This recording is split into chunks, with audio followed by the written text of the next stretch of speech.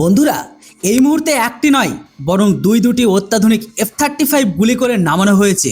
হ্যাঁ, বর্তমানে ইরান এমনকি ইরানি মিডিয়া এই বিষয়ে বেশ ভাইরাল হচ্ছে। এই বিষয়টিকে তারা ব্যাপকভাবে হাইপ তৈরি করে দিয়েছে, যা দেখে আমেরিকা ও ইসরায়েল উভয় তো অবাক যে এসব এখন কখন কোথায় কিভাবে ঘটলো, যেটা আমরাই জানতে পেলাম না। ইরানের মিডিয়া এটাকে পাবলিশ করে দিল যে আমাদের দুটো F-35 গুলি করে নামিয়েছে।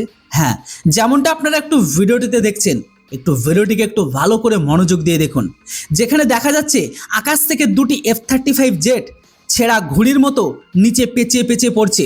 ক্র্যাশ হওয়ার ঠিক আগে পাইলটরা ইজেক্টিভ হয়ে যায়, পরে দুটো F-35 মাটিতে পড়ে বিস্ফোরিত হয়, যেখান থেকে কালো ধোঁয়ার বিশাল মেঘ বেরোতে দেখা যায়। তো এখন এই ভিডিওটি ইরানের রাজধানী তেহরানের বলে দাবি তো করা হচ্ছে, যেখানে ইরানের ডিফেন্স সিস্টেম এই জেটগুলিকে গুলি করে নামিয়েছে।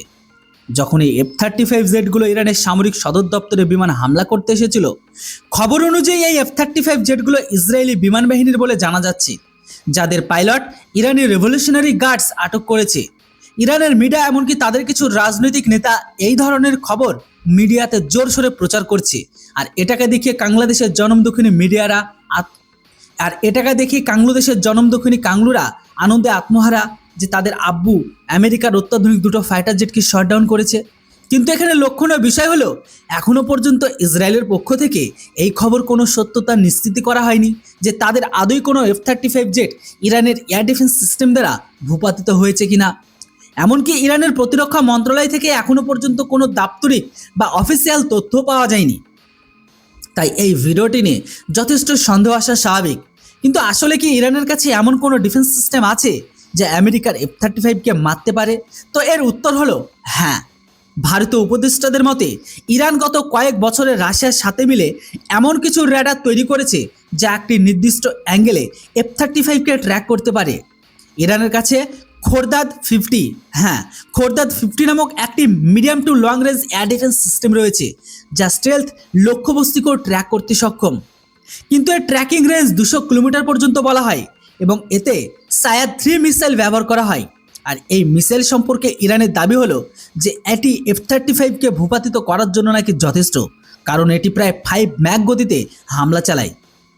তাই হ্যাঁ, ইরানের কাছে এমন কিছু ডিফেন্স সিস্টেম এমনকি মিসাইল রয়েছে যা হয়তো F-35কে গুলি করে নামালেও নামাতে পারে। আবারও বলছি হয়তো, কিন্তু প্র্যাকটিক্যালি এটি এতটাও কিন্তু সহজ নয়, কারণ F-35 র্যাডার থেকে লুকিয়ে হামলা করতে পারে, যার জন্য গোটা বিশ্বে প্রসিদ্ধ।